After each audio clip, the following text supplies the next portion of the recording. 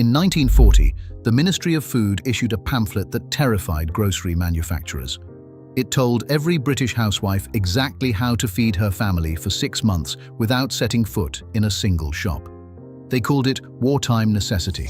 Food companies later called it a problem, because a family that knows how to stockpile does not panic buy, does not pay whatever the shelf says, does not need them. Number 14 on this list costs under £3 and replaces 17 products your supermarket charges a fortune for. Number 7 was quietly removed from government emergency guidance in the 1980s, the same decade that processed food profits tripled. And number 1 is something your grandmother did every single week without thinking about it, that would save the average British family over £800 a year if they simply started doing it again. Before we start, hit subscribe, because what follows is not survival prepping for people who think the world is ending. It is the quiet, practical wisdom that kept this country fed through wars, strikes, and shortages. And it costs almost nothing to begin. Number 25. The first in, first out labeling system. Your grandmother did not call it FIFO. She called it common sense. Every tin that came through the front door got a date written on the lid in pencil. Soup, baked beans, corned beef, evaporated milk, every single one. New tins went to the back of the shelf. Old tins came forward for use. The system cost nothing but a pencil stub and 10 seconds of attention, yet it meant nothing ever expired quietly at the back of the cupboard, wasted and forgotten. In the post-war years, when a tin of Heinz tomatoes cost 6pence and a week's housekeeping stretched no further than it had to, throwing away food was not just wasteful. It was a kind of shame. Modern households lose an average of £60 a year to expired pantry goods according to the Waste and Resources Action Programme. That is 2 months of tinned goods surrendered to forgetfulness. Label everything. Rotate everything. Start tonight. Number 24. Buying rice by the sack. Most families buy a 500-gram bag of rice from Tesco and consider themselves stocked. Your grandmother would have found this bewildering. Asian grocery stores, market stalls, and cash and carry warehouses sell long grain or basmati rice in 5, 10, and 25 kilogram sacks for a fraction of the per kilogram supermarket price.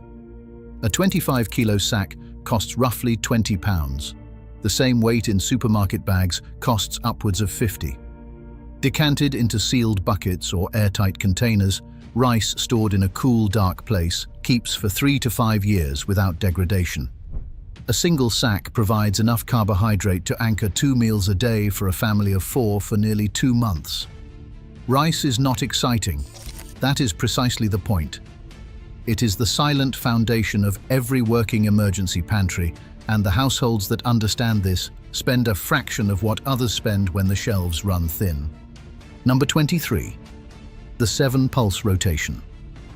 Dried pulses were the protein engine of the post-war British kitchen long before protein became a marketing category. Your grandmother kept 7 varieties in her pantry: haricot beans for slow-cooked soups, red lentils for dal and thickening broths, green lentils for salads and casseroles, split yellow peas for the thick, nourishing pottage of the north, black-eyed peas fried with bacon on toast, butter beans for hearty stews, and chickpeas for everything else. 7 varieties meant 7 completely different meals from the same basic ingredient. Each one costs under £1 a bag. Each one keeps for 2 to 3 years sealed. Each one is dense in protein, fiber, and slow-release energy. Together they meant that even when meat was scarce or the housekeeping ran thin by Thursday, the family ate well, ate properly, and ate without shame. A full pulse rotation, enough for 6 months, costs less than £15. Number 22. White vinegar as a pantry anchor. White distilled vinegar costs about 60p for 2 litres. Your grandmother bought it by the gallon jug and used it for everything. It preserved the cucumber and onion pickles that stretched Sunday's salad through the week. It cleaned the kitchen surfaces and rinsed limescale from the kettle. It brought wilted lettuce back to crispness and balanced acid in tomato sauces. A splash added to poaching water helped eggs hold their shape. Mixed with bicarbonate of soda, it cleared blocked drains. Diluted with water, it cleaned windows without streaking. A 2-liter bottle of white vinegar, serving as cleaning product, cooking ingredient, and food preserver, replaces at least 4 separate items in the average household's weekly shop. In a 6-month stockpile, 12 liters of white vinegar is a reasonable target. It costs less than £4, takes up almost no space, and lasts indefinitely on the shelf. Food companies would rather sell you 8 separate products. Your grandmother bought one. Number 21. Large block salt over table salt. Table salt in those little blue cylinders from Saxa is a supermarket invention. What your grandmother kept was a block of coarse salt, bought from a hardware merchant or a market stall for a few pennies a pound, that lasted the household months. Coarse salt in large quantities has 3 functions that table salt cannot match in economy. It preserves.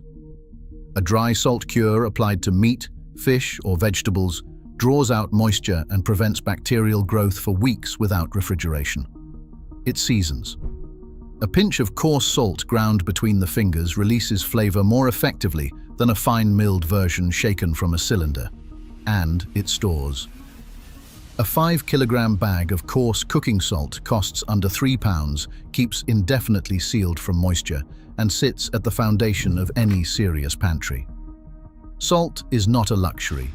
It is the oldest and cheapest preservative known to human civilization, and a pantry without a meaningful supply of it is not a pantry. It is a decoration. Number 20. The OXO cube multiplication trick. Here is where things get interesting. A box of 12 OXO cubes costs just over £1.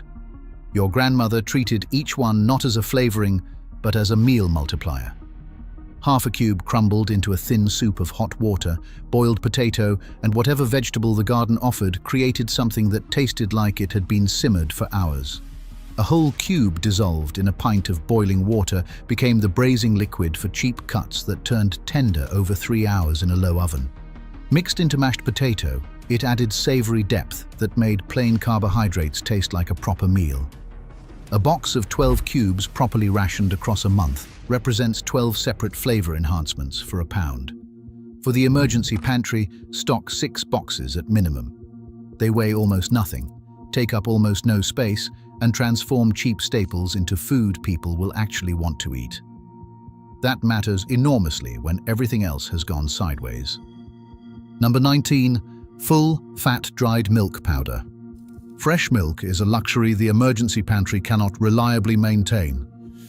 Dried full-fat milk powder is what your grandmother kept behind the tins for the weeks when delivery failed or the housekeeping ran out before Friday. A 400-gram tin of dried whole milk powder reconstitutes into approximately 3 liters of usable milk. It keeps sealed for up to 2 years in cool storage.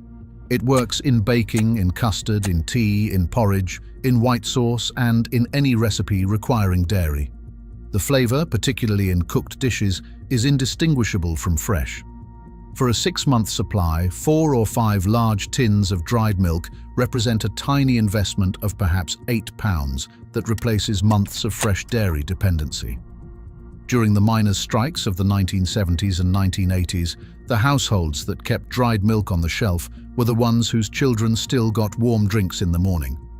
Small preparation, significant comfort. Number 18. Bicarbonate of soda, the 500-use ingredient. First pattern break. Here is what the cleaning product industry does not want you to know. A 500-gram box of bicarbonate of soda costs approximately 60 pence. It does the work of at least a dozen products sold separately at prices that would have struck your grandmother as outright robbery. In the kitchen, it raises bread and scones without baking powder, softens dried beans in half the normal cooking time, neutralizes over-acidic sauces and soups, and tenderizes meat when rubbed into cheaper cuts before cooking. Around the house, it deodorizes fridges, carpets, and upholstery. It cleans burnt pans without scratching. It whitens teeth and soothes insect bites. A solution of bicarbonate and warm water acts as a mild antacid, a vegetable wash, and a fabric deodorizer. The cleaning industry spent decades and millions of pounds in advertising to convince British households they needed a different product for each task. A box of bicarb, proving it untrue, has been sitting on shelves for 60 pence since before most of those companies existed. Number 17. Honey. The only food that never expires. Archaeologists found sealed jars of honey in Egyptian tombs 3,000 years old, still edible. Your grandmother kept a tin of honey in the back of the pantry, not because she was building an emergency stockpile, but because she understood, in the practical way that generation understood things, that certain foods simply lasted. Honey in a sealed container stored away from direct light has an indefinite shelf life. It crystallizes over time, a process that is easily reversed by standing the jar in warm water.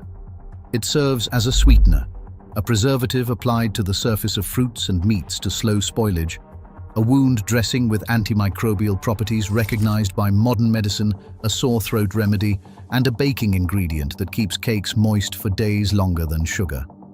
A 1 kilogram jar of good British honey costs around £6 and will still be useful in 30 years. That is not stockpiling. That is simply knowing which foods to trust. Number 16. Oats, the pantry workhorse. Rolled oats from a supermarket in a small cardboard box costs about £1 for 500 grams. Rolled oats from a whole food supplier or cache and carry in a 3 kilogram bag costs about £2.50. The difference is significant in a pantry context because oats are not merely breakfast. They are a thickener for soups and stews that saves expensive flour. They are the base of flapjack baked with golden syrup and margarine for under 50 pence a tray. They are a coating for fish cakes and rissoles that adds texture and stretches the meat further. Ground in a blender, they become oat flour for pancakes and flatbreads. Soaked overnight in water or milk, they become a no-cook porridge that requires no fuel to prepare. A 6-month pantry contains at minimum 6 kilograms of oats, representing perhaps £5 in cost, occupying one shelf, and capable of contributing meaningfully to every single meal of the day. Number 15. Lyle's Golden Syrup and Black Treacle. That green and gold tin has been sitting in British pantries since 1883 for a reason. Golden syrup keeps indefinitely sealed. It sweetens parkin, flapjack, gingerbread, and steamed puddings. Dissolved in hot water, it makes a simple throat soother. Brushed onto the surface of bread before baking, it creates a crust that stays soft for days.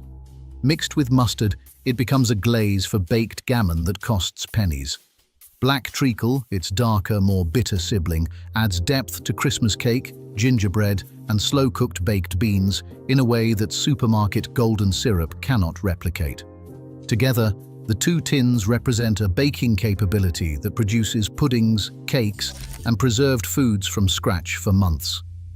During rationing, a tin of golden syrup was listed by the Ministry of Food as a morale essential. Not a luxury, an essential. Your grandmother knew exactly why. Stock 3 tins of each for a 6-month pantry, and they will earn their shelf space every single week. Number 14. Marmite, concentrated nutrition in a small jar. But Marmite is not merely a spread. It is one of the most concentrated natural sources of B vitamins available in a British pantry. Thiamine, riboflavin, niacin, and B12 in meaningful quantities from a product with a shelf life measured in years. In stock form, a teaspoon dissolved into boiling water creates a savory broth that sustained families through the Depression and 2 World Wars, recommended by the government as a nutrition supplement for civilians and troops alike. As a cooking ingredient, it deepens the color and flavor of gravies, adds umami to vegetable soups that would otherwise taste thin, and fortifies the liquid in braised dishes without detectable Marmite flavor. A jar per quarter in your 6-month pantry is not an indulgence. It is a nutritional safeguard that costs less than a packet of crisps a week. Number 13. Tinned oily fish, sardines and mackerel. Second pattern break. The fresh fish industry does not promote tinned alternatives, and with good reason. A tin of Portuguese sardines in olive oil costs 45 pence. A tin of mackerel fillets costs 60 pence. Both contain more omega-3 fatty acids per serving than fresh salmon. Both keep for 3 to 5 years sealed. Both require no refrigeration, no cooking, and no preparation beyond opening the tin. Your grandmother kept a row of sardine tins not because she was building an emergency pantry, but because they were cheap, nutritious, and ate well on toast with a scrape of butter and a squeeze of lemon. The food industry has spent considerable effort repositioning tinned fish as lower status than fresh or frozen alternatives because fresh fish carries a premium price. The nutritional science disagrees. Sardines and mackerel in olive oil are among the most densely nutritious and economical foods available in a British supermarket, and a 6-month pantry needs at least 2 dozen tins of each. Number 12. The Kilner Jar Recycling System. Kilner jars and good quality glass jam jars with rubber-sealed lids are the infrastructure of the serious pantry. Your grandmother kept every jar that came through the house washed and sterilized in the bottom of the range oven for the pickling, preserving, and dry storage that made her pantry work across seasons. Dried herbs, split peas, lentils, salt, bicarb, and sugar all store better in sealed glass than in cardboard packets that absorb moisture and tear. Picked onions, chutney, and preserved cucumber made from garden vegetables in summer line the shelf for winter use. Jars bought from car boot sales and charity shops cost 20 pence each. Purpose-bought Kilner jars from Lakeland cost £3 each and seal more securely. A pantry with 40 sealed glass jars of varied sizes is a pantry capable of preserving a seasonal harvest, storing dried goods for years, and organizing everything in a system that is immediately legible at a glance. Glass is free if you eat jam.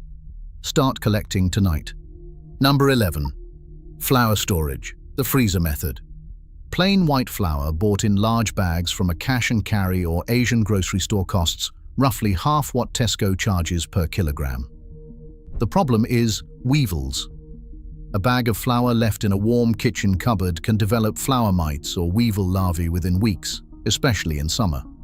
Your grandmother solved this with the cold pantry that most modern homes no longer have. The freezer solves it instead. Place the entire bag of flour, unopened, in the freezer for 72 hours before storing it in the pantry.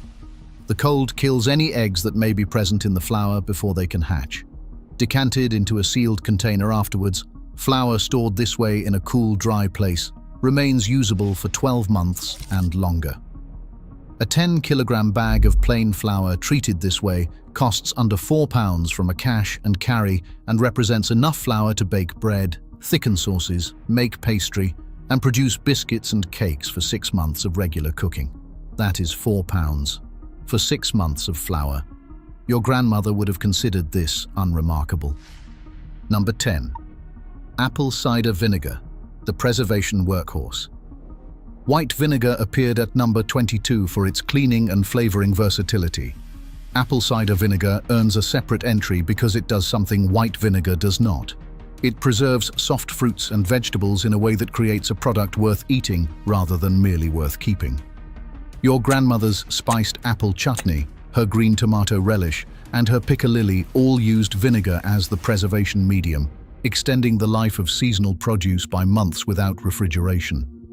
The chemistry is simple. Acetic acid at sufficient concentration prevents the bacterial growth that causes spoilage. A bottle of apple cider vinegar costs about £1. It keeps indefinitely.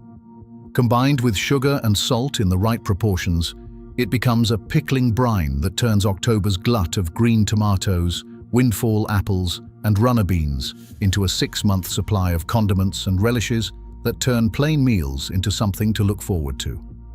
This is not food storage. This is food transformation. Number 9. Mustard powder, 100 uses at 60 pence. Third pattern break. A small tin of Coleman's English mustard powder costs about £1 and lasts for years in a sealed container. The supermarket would prefer you to buy ready mixed mustard at £3 a jar, a product that expires in weeks once opened. Mustard powder does not expire in any meaningful time frame. Mixed with cold water and left for 10 minutes, it becomes English mustard hotter and more vivid than anything in a jar. Used dry in pastry, it adds a savoury depth to cheese scones and quiche that is barely detectable but deeply missed when absent. Rubbed into meat before roasting, it creates a crust. Added to white sauce, it transforms it from bland to complex without detectable mustard flavour. Stirred into salad dressing, it acts as an emulsifier, keeping oil and vinegar from separating. Your grandmother kept a tin of Coleman's not because she was particularly fond of mustard, but because she understood that a single dry ingredient capable of doing 100 things was more valuable than 100 single-use products. Food companies prefer the opposite arrangement. They always have. Number 8. The emergency baking kit. A 6-month pantry without a baking capability is a pantry that runs out of options the moment bread disappears from the shelves. Your grandmother baked because it was cheaper and because she knew how. The emergency baking kit takes up one shelf and costs under £12 assembled, 2 kilograms of self-raising flour, 1 kilogram of plain flour, 500 grams of dried yeast sachets, 1 kilogram of caster sugar, 500 grams of bicarbonate of soda, 1 tin of cream of tartar, 1 bottle of vanilla essence, and 200 grams of cocoa powder. From these 8 ingredients, a competent cook can produce bread, scones, soda bread without yeast, Victoria sponge, gingerbread, chocolate cake, shortbread, and flatbreads that require no oven. The difference between a household with a baking kit and one without it is the difference between providing comfort during hardship and merely surviving it. Bread matters. Cake matters. The smell of something baking when everything else is uncertain matters more than most people realize until they need it. Number 7. Evaporated milk by the case. Carnation evaporated milk in tins was rationed during the war because the government understood exactly how essential it was. Your grandmother kept a case of 12 tins behind the back of the pantry at all times and rotated it as naturally as breathing. Evaporated milk keeps for 18 to 24 months sealed. It replaces fresh cream in any cooked application where the cream will be heated, in fudge, custard, rice pudding, stroganoff, and pasta sauces, at a fraction of the cost. Chilled overnight until ice cold and whipped with a hand mixer, it produces a foam that holds shape for hours on trifle and fruit salad. Added to mashed potato, it creates a creaminess that keeps well and requires no butter. In a 6-month pantry aimed at genuine nourishment rather than mere survival, a case of evaporated milk represents the difference between plain food and food that still feels like a meal worth sitting down to. A case of 12 tins costs under £8. It earns every penny. Number 6. The dark, cool pantry. Setting up the right environment. None of the 25 tricks on this list work as well as they should in a warm, light-filled cupboard above the kitchen worktop. Heat degrades tinned goods. Light destroys vitamin content in glass jars. Temperature fluctuations near cookers accelerate the spoilage of dried goods. Your grandmother's larder was always on the north wall of the house, away from the sun, with a small ventilation gap and shelves of stone or brick that stayed naturally cool year-round. Most modern homes lack a proper larder, but a hall cupboard, an understairs space, a garage corner, or a shaded bedroom wardrobe all perform the same function with one addition. A simple stick-on thermometer costing £2 from any hardware shop tells you whether the space stays consistently below 15 degrees Celsius. Below 15, the shelf life of everything on this list doubles or trebles compared to a warm kitchen cupboard. The pantry environment is not an afterthought. It is the infrastructure that makes every other trick on this list work. Number 5. Lard and vegetable shortening. 4th pattern break. The fat industry of the 1970s and 1980s did something your grandmother never forgave if she lived long enough to see it. They replaced her lard with margarine, told her saturated fat would kill her, and spent 2 decades selling her hydrogenated vegetable oils that the NHS now acknowledges were more harmful than the lard they replaced. Lard is rendered pig fat. It keeps sealed at cool temperatures for months without refrigeration. It fries chips to a crispness that vegetable oil cannot replicate. It makes short crust pastry that shatters properly on a fork. Rubbed into a cast iron pan, it seasons it better than any proprietary product. And in a genuine emergency where fuel is limited and food must be cooked fast at high heat without burning, lard's high smoke point makes it the superior cooking fat.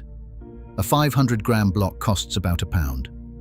Your grandmother would have said the obvious thing, Good food cooked in good fat is good for you. The research increasingly agrees with her. Number 4. The complete tinned tomato system.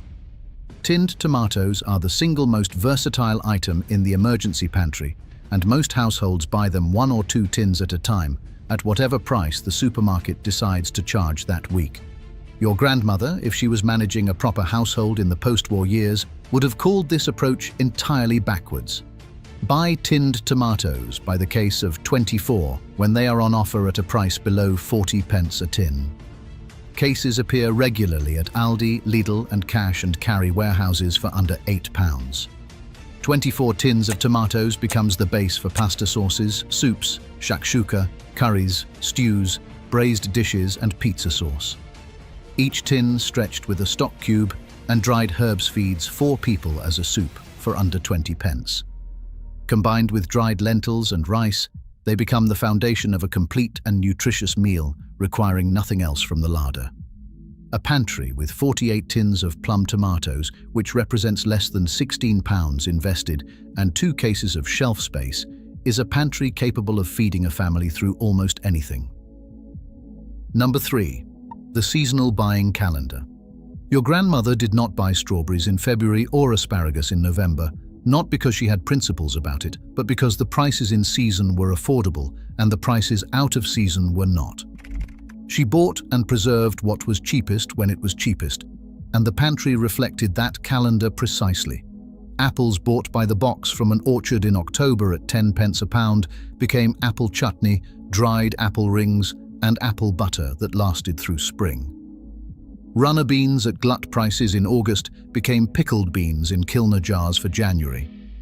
The seasonal buying calendar for a modern British household preserving for the pantry looks different in detail, but identical in principle. Stone fruits in summer for jam, roots in autumn for pickling, onions and garlic in late summer for drying. The savings against buying the same foods as supermarket products in winter run to hundreds of pounds across a year, and the products in the jars are better than anything on a shop shelf. The calendar costs nothing. The knowledge is free. The savings are significant and begin immediately. Number 2. The meal matrix. Building a 6-month plan on paper. Here is the mistake most households make when they decide to build an emergency stockpile. They buy things. Tins go in the cupboard, bags of rice appear, and then nobody knows what they actually have.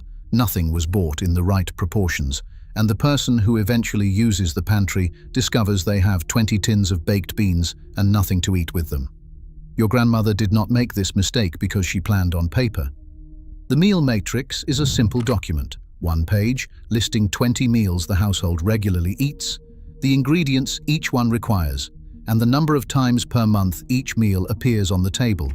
From that list comes a precise shopping specification. Exactly how many tins of tomatoes, exactly how many kilograms of rice, exactly how much dried lentil, salt, and stock cube are required for 6 months of proper feeding. The matrix costs nothing to make. It transforms a random accumulation of tins into a coherent food supply. Without it, even the most generously stocked pantry is chaos. With it, 6 months becomes entirely manageable. Number 1. The weekly buy-ahead habit. Every other trick on this list, the pulse rotation, the sack of rice, the Kilner jar system, the seasonal calendar, the baking kit, is only useful if the pantry actually gets built. And the honest truth about emergency stockpiling, the truth your grandmother would have said without any drama at all, is that nobody builds a 6-month supply in a single afternoon. What builds it is a habit. Every single week, without exception, add 2 items to the pantry that are not for immediate use. 2 tins of sardines, a bag of lentils, a bottle of vinegar, a box of OXO cubes, a tin of golden syrup. 2 items, every week.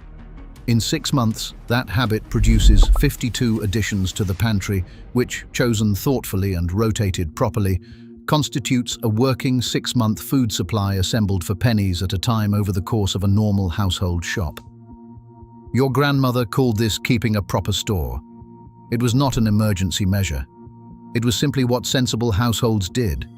It kept families fed through the Blitz, through strikes, through winters that ran longer than the coal did. It still works. It always worked. The only thing that stopped us doing it was being told we did not need to. Here is my challenge.